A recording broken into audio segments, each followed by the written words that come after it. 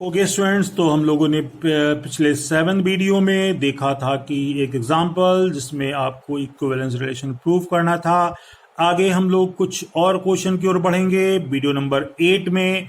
इनको आप ध्यान रखिएगा, सीरीज को डिस्टर्ब मत कीजिएगा, एक के बाद एक देखेंगे तो आपको समझ में अच्छे से आएगा। तो इसमें हम लोग देखेंगे एक नए क्वेश्चन को। क्वेश्चन क्या कहता है आपके सामने है, इंपॉर्टेंट क्वेश्चन है ये भी।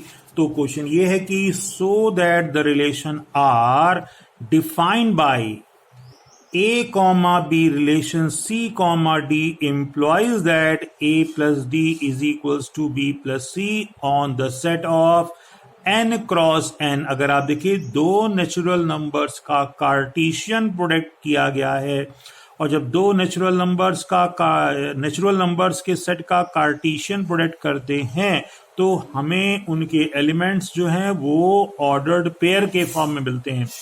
पिछले क्वेश्चन में आपको बताया गया था कि रिलेशन जो था वो किसी सेट का दिया गया था, तो उस सेट में चूंकि एक ही एक एलिमेंट होते हैं तो एक एक एलिमेंट लिए गए थे, like as A relation B.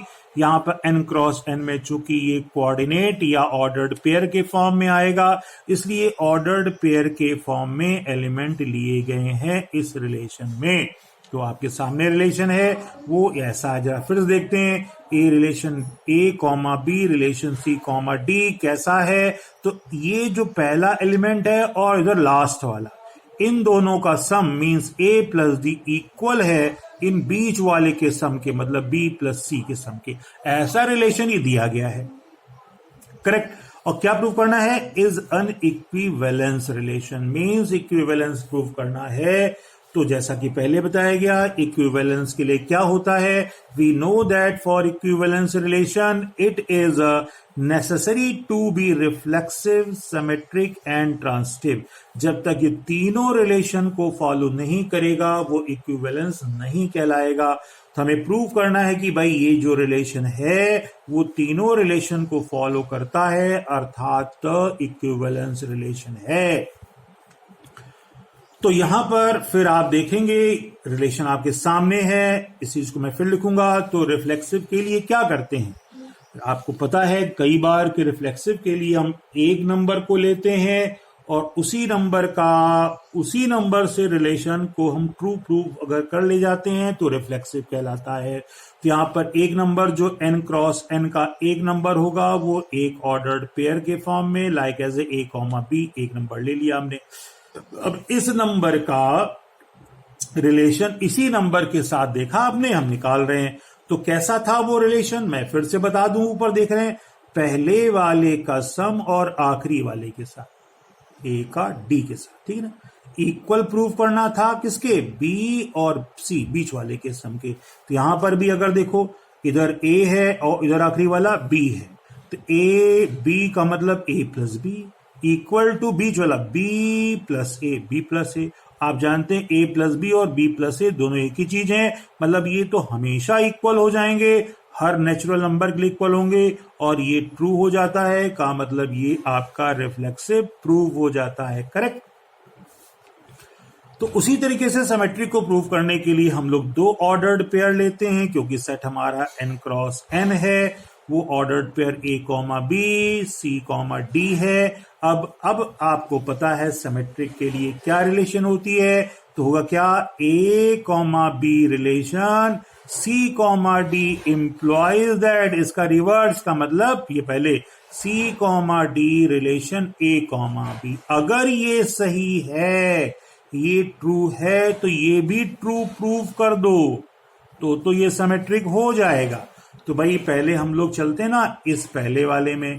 पहला वाला क्या कहता है, A B relation C D का मतलब पहले को आखिरी वाले से ए प्लस डी इक्वल होगा बीच को बीच वाले से। चलो भाई ये तो हमारा सही है, मतलब ए प्लस डी और बी प्लस सी सभी नेचुरल नंबर के लिए सही है। अब इसका उल्टा ये भी सही प्रूव कर दो भाई।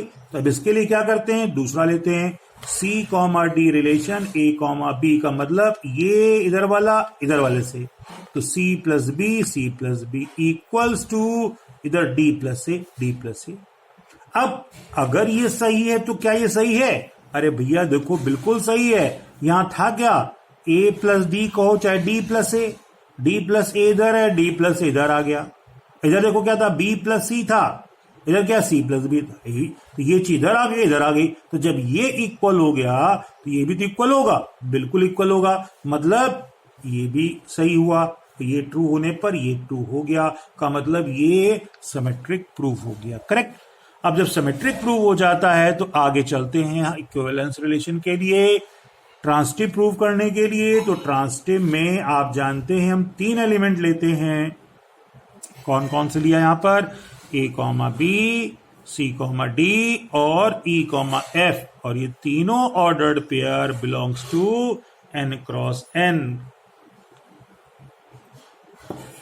तो अब इसके लिए क्या कंडीशन होती है, ट्रांसिटिव में बताया गया था कैसा, कि पहले का दूसरे से रिलेशन और दूसरे का अगर तीसरे से रिलेशन हो का मतलब सही हो, तो पहले का थर्ड के साथ भी अगर आप सही ट्रू प्रूफ कर ले जाते हैं तो ट्रांसिटिव हो जाता है। तो भाई देखो, पहले का दूसरे के साथ मतलब A B relation C D सही होगा, दूसरे का तीसरे के साथ C D relation E F है, ये दोनों ट्रू होने पर इम्प्लॉइज दैट पहले का थर्ड के साथ ये भी ट्रू हो जाए। अगर ऐसा हो जाए तो ट्रांसिटिव हो जाता है। तो भाई इसके लिए पहले एक एक करके चलते हैं ना। तो पहले हम लोग ए comma B relation C comma D देखते हैं, पता ही आपको, पहले को आखिरी के साथ ऐड करते हैं ए प्लस डी, और बीच वाले को बीच वाले के साथ बी प्लस सी, ये भाई ट्रू है, ठीक। अब आते हैं बीच वाले दूसरे वाले पर, तो सी comma D relation E comma F, सी comma D relation E comma F, का मतलब ये आखिरी वाले से सम सी प्लस एफ होगा, सी प्लस एफ इक्वल किसके होगा, बीच वाले के डी प्लस ई, डी प्लस ई। अरे भाई ये भी ट्रू है, ऐसा कहा जाता। अब ये दोनों ट्रू हैं, अंडरस्टूड, क्लियर। जब दोनों ट्रू है तो अब हमें प्रूव करना ये भी ट्रू हो, मतलब ए comma B relation E comma F. तो इसको भी लिख लेते हैं, आता क्या देख लेते हैं। तो A comma B relation E comma F जब लिया गया तो ए का एफ से sum A plus F equals to B plus E, B plus E. अरे भाई अगर ये दोनों ट्रू हैं तो भाई इसको भी अगर ट्रू प्रूफ कर ले जाते हो आप तो ये आपका ट्रांसिटिव हो जाता। जरा गौर से देखें हम लोग, ये इन दोनों से क्या मिल सकता है। तो जरा देखिए यहां पर ए और एफ है, और इन दोनों में देखें ए ऊपर वाले में है, एफ नीचे वाले में है। तो अगर दोनों को ऐड करते हैं तो ए प्लस एफ तो आएगा, डी और सी फालतू आ जाएगा। कौन फालतू आया, डी और सी। इधर देखो जरा, बी प्लस ई, बी इधर है और ई इधर है, फालतू कौन आया, डी प्लस सी। अरे भाई डी प्लस सी इधर ही फालतू और इधर ही फालतू है। इसका मतलब जब दोनों को ऐड करेंगे तो इक्वल करेंगे तो डी प्लस सी लेफ्ट में रहेगा, राइट रहेगा तो कट जाएगा। चलो पॉसिबिलिटी दिख रही है। तो वही बात है कि first and second is true, पहला दूसरा सही है। तो भैया जब दोनों सही हैं तो दोनों का सम भी तो सही होगा। चलो ठीक है, तो लेफ्ट साइड लेफ्ट को ऐड कर लिया, राइट साइड राइट को ऐड कर लिया, देखा डी और सी इधर भी था, डी और सी इधर भी था, दोनों ये कट गया, तो इधर क्या बचा, A plus F equal to B plus E. तो जब ये ट्रू था तो ये भी तो ट्रू हो गया, ट्रू है। और ये क्या था, ये तो यही था ना। और जब ये ट्रू है इसका मतलब ये रिलेशन जो है ये भी ट्रू हो गया। तो जब ये ट्रू हो गया मतलब इन दोनों के ट्रू होने से ये भी ट्रू हो गया, का मतलब ये आपका ट्रांसिटिव हो जाता है। और जब ट्रांसिटिव हो गया तो बाकी चीजें दो ऊपर हो ही चुकी हैं, कौन कौन सी, रिफ्लेक्सिव और सिमेट्रिक। तो the given relation is a reflexive, symmetric and here this is transitive also, means the given relation is an equivalence relation. तो ये इक्विवेलेंस रिलेशन प्रूव हो जाता है।